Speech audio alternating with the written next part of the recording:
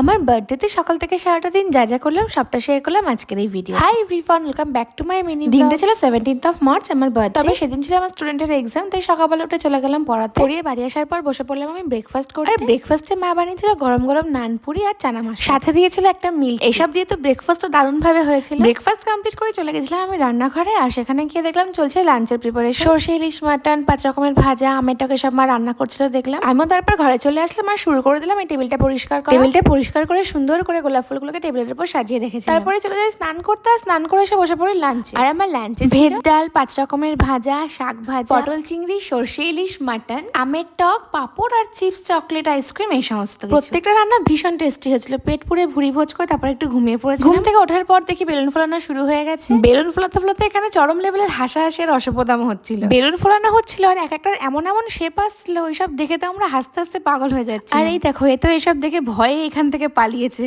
এর মধ্যেই আমি সাজুগুজু করে হয়ে গেছিলাম রেডি। তবে কেক কাটতে কাটতে অনেকটা লেট হয়ে গেছিল। আর দেখো, ওরা আমার চারপাশ থেকে বেলুনগুলোকে কি সুন্দর সাজিয়ে দিয়েছিল। সন্ধ্যে 7টায় ওরা বেলুন ফোলাতে বসেছিল, আর সেই ফোলানো শেষ হয় রাত 9টার সময়। তারপরে সবাই যায় রেডি হতে। তারপরে আমি রাত 10টার সময় কেক কাটি। আর এই কেকটা তো আমার ভীষণ পছন্দ হয়েছিল। কেকটা দেখতে যতটা সুন্দর, খেতেও কিন্তু ভীষণ ভীষণ ভীষণ টেস্টি হয়েছিল। তোমাদের কেকটা কেমন লেগেছে আমাকে কিন্তু অবশ্যই কমেন্ট করে জানিও। কেক কেটে সবাইকে কেক দিয়ে তারপরে আমরা সবাই একটু গল্প করলাম, ছবি তুললাম, আর এসব করতে করতে অনেকটা রাত হয়ে গেছে। তাই আর লেট না করে বসে পড়ি ডিনার করতে। আর আমার বার্থডেতে ডিনারে ছিল পোলাও, মাটন। তবে যেহেতু দুপুরবেলা অনেক কিছু খেয়ে নিয়েছিলাম, তাই রাতে আর বেশি কিছু খেতে পারি। পোলাও মাটন শেষ হতে না হতে দিয়ে দিয়েছিল চাটনি, পাঁপড়, তারপর দিয়েছিল রসমালাই। আর এই রসমালাইটা ভীষণ সফট ছিল, খুব ভালো লাগছিল খেতে। আর দেখো আমার পাশেরটা কি করেছে, নিজে তো খেয়েছি, তার সাথে সাথে ফোনের ব্যাক কভারটাকেও খাইয়েছে। আর আমি সবশেষে খেয়েছিলাম 1 গ্লাস কোল্ড ড্রিঙ্ক। এভাবে খাওয়া দাওয়া করে বার্থডেটা কাটলো। আর তোমাদের ভিডিওটা ভালো লাগলে সাবস্ক্রাইব করে দিও। বাই।